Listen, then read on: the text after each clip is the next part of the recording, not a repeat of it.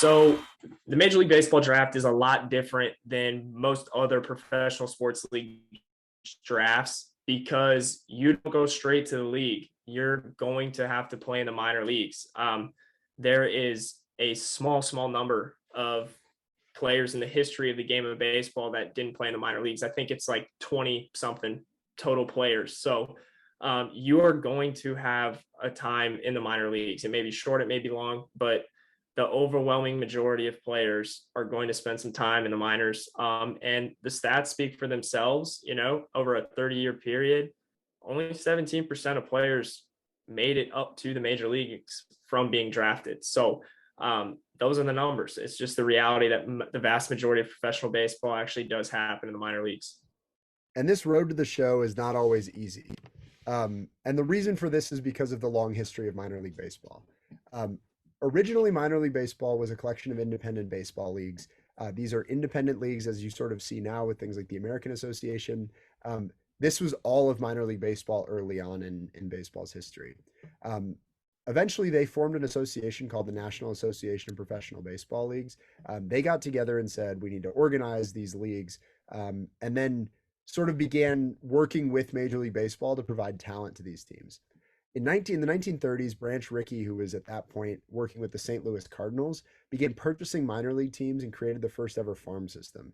At one point, the Cardinals had over 800 minor league players under contract with them. This was a huge competitive advantage for the Cardinals. They became one of the winningest teams in the National League. They won the pennant a bunch of years. They had like a 650 winning percentage over about 2 decades as they were implementing this farm system. And by 1963, it became clear that this system was a little bit of an unfair advantage for the Cardinals. And MLB began negotiating a professional baseball agreement with the NAPBL. This allowed minor league baseball to be an affiliate organization of MLB. And then MLB teams begin to pay player salaries at this point. In 2021, MILB gets absorbed into MLB. MLB cuts 40 teams, as you guys may have seen in recent years, and sets roster limits. So there's 180 active players allowed per roster. Across the MLB. So there's 30 teams with 180 players per organization in the United States on active rosters. What this means is now MLB functionally owns minor league baseball and controls it from the top down. And as part of this change in minor league baseball, there's also been a change in the demographics of the sport. Early on, obviously, baseball had a very different population than it does today. In recent years, we've seen a growth of Latin American players and their presence in the game. And this is shown in the presence of Latin American players in the minor leagues. So nearly half of all minor league players are from outside the United States. 52%, as you can see here, of minor league players are from the US.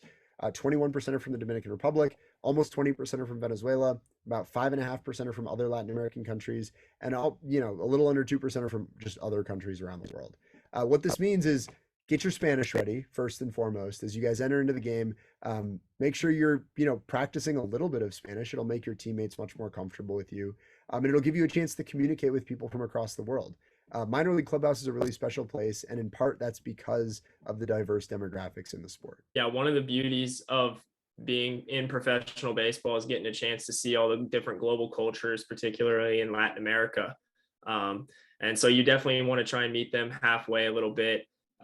Definitely work up on your Espanol and try and at least learn a couple phrases. It goes a long way with your teammates from those countries because English is definitely a hard language to learn. So anytime you can try and bridge that gap, it's going to be super beneficial for not only your team, but your experience in the minor leagues.